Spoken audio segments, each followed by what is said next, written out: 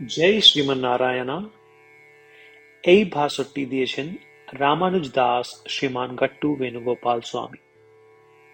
अध्याय 18 मोक्ष संन्यास योग श्लोक 38। विषयेन्द्रिय संयोगात् यत्तदग्रे अमृतोपमं परिणामे विषमिव तत्सुखं राजसंस्मृतम्। ओम।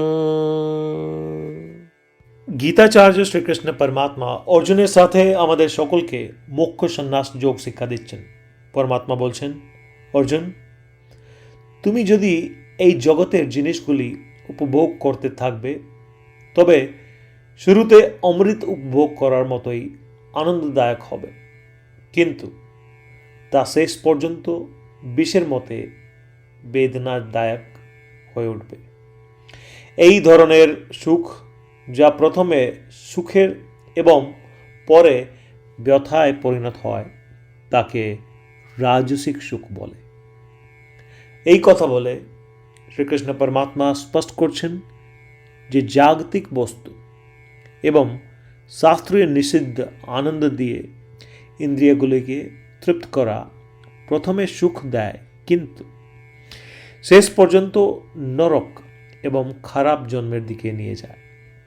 এই ধরনের সুখকে রাজসিক সুখ বলা হয়।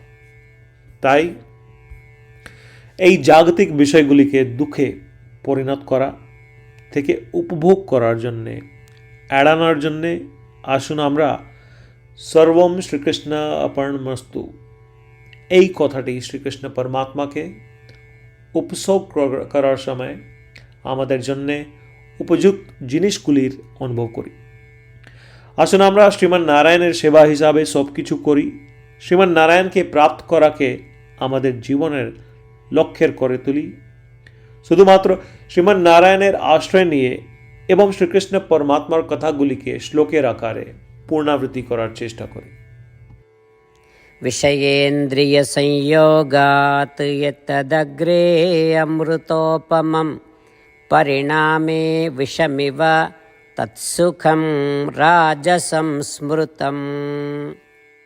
শ্রীমদ্ ভগবদ গীতার এর সম্পূর্ণ সারমর্ম শ্রীকৃষ্ণ পরমাত্মা দ্বারা প্রদত্ত হয়েছে।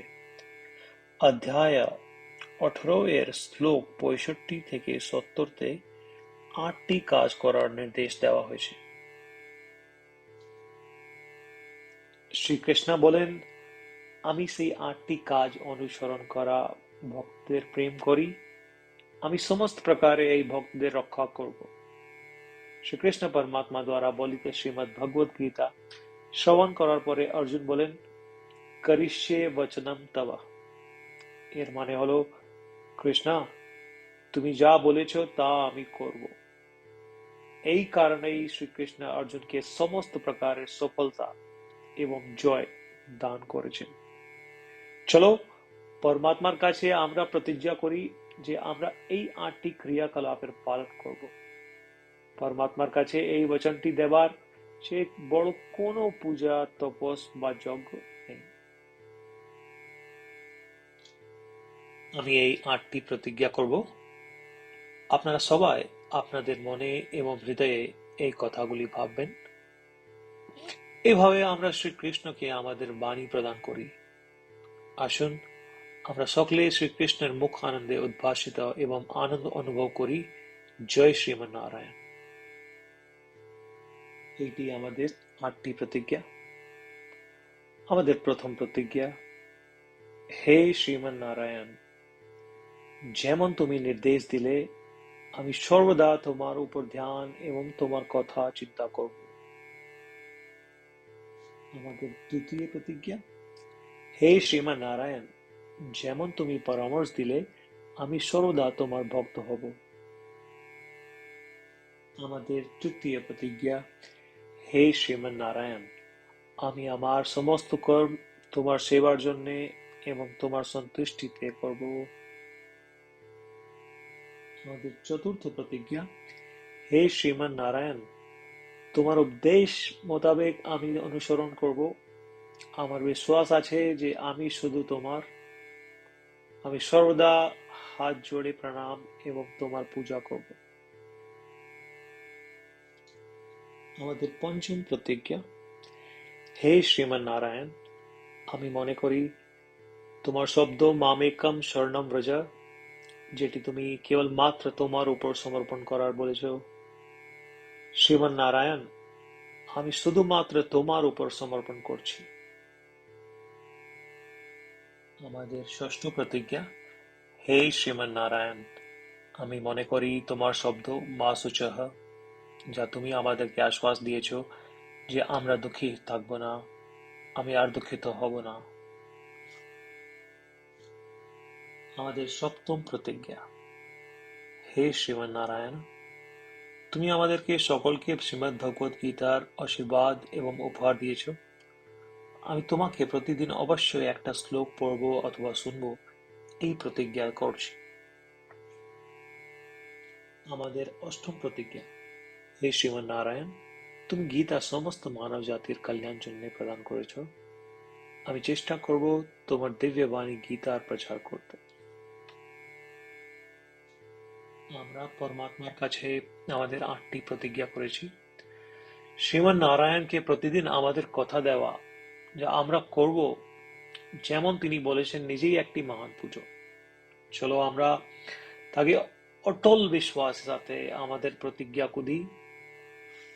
ও শ্রীমান নারায়ণ, আমি তোমার বলা মতন করব, আমি তোমার ইচ্ছা মতন আচরণ করব এবং আমি কেবল মাত্র তোমার জন্যই কাজ করব। শ্রীমান নারায়ণ করিষ্যে বচনম তব, এর মানে হলো, শ্রীমান নারায়ণ, আমি তোমার নির্দেশনা মোতাবেক আচরণ করব। সর্বম শ্রীকৃষ্ণার্পণমস্তু। জয় শ্রীমান নারায়ণ। विषयेन्द्रिय संयोगात् यत्तदग्रे अमृतोपमं परिणामे विषमिव तत्सुखं राजसंस्मृतम्। ॐ